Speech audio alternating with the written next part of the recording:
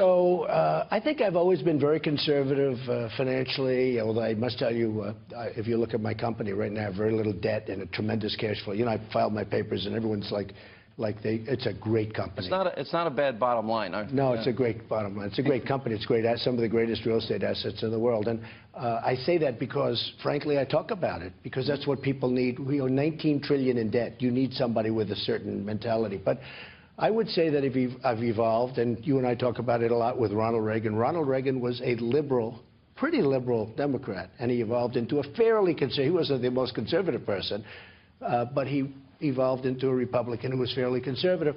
I will say this, I think that I have very much evolved, but if you look at my real conservative credentials, and I don't think the word's that important, you know, they say he is not a true conservative. I know Jeb and others were saying, he is not a true conservative. And I said, what is this? Because, you know, and that's when I came up, and about 2 weeks ago I said, I'm a common sense conservative. But if you really look at my record, I'm as conservative as you can be on the military. I'm as conservative as you can be on taking care of our vets. We're going to take care of our vets. Our vets are being treated very well. I'm as conservative as you can be on Common Core. We're going to get rid of it. We're going to have local education. You can't be any more conservative. I mean, what everyone's going to love. You cannot get more conservative than me on the medical and the health care because we're going to get rid of Obamacare and we're going to have great health care. Well, the term conservative now doesn't mean anything like what it I realize it's been used in many different ways. It almost reactionary status. So take, say, Reagan, who's supposed to be the ideal of the conservatives. He believed in a very powerful state which intervened massively in the economy. He was by far the most protectionist American president in post-war history. He believed in violence and repression. You know, I mean, that's called conservative.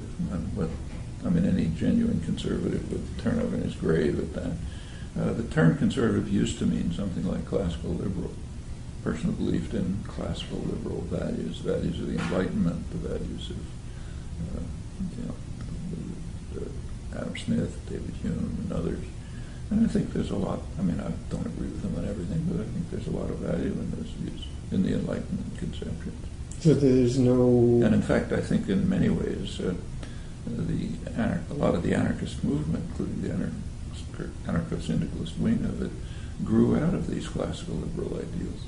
That's not my original view, incidentally. One of the leading anarcho-syndicalist thinkers, Rudolf Rocker, pointed out, I think with some plausibility, that as he put it, classical liberalism was destroyed when it was kind of dashed against the rocks of capitalism, which undermined it. And anarchism is a natural outcome of that, which tries to capture the fundamental ideals and realize them in a modern society. It's complex, but I think there's something to that. It's kind of interesting. If you go back a century, when the courts were beginning to provide extraordinary rights to corporations, like the right of personhood, which is a big issue now.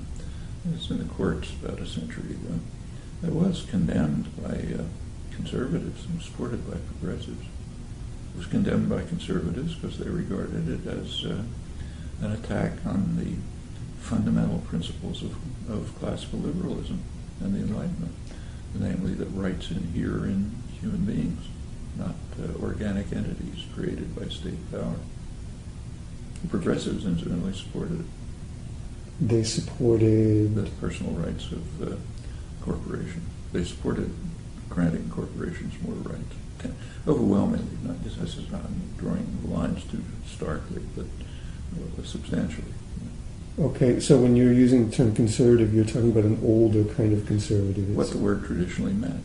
I'm not talking about Gingrich, I'm not talking about Reagan, I'm not talking about Fox News. You know, these are not conservatives in any traditional sense. They're radical statists.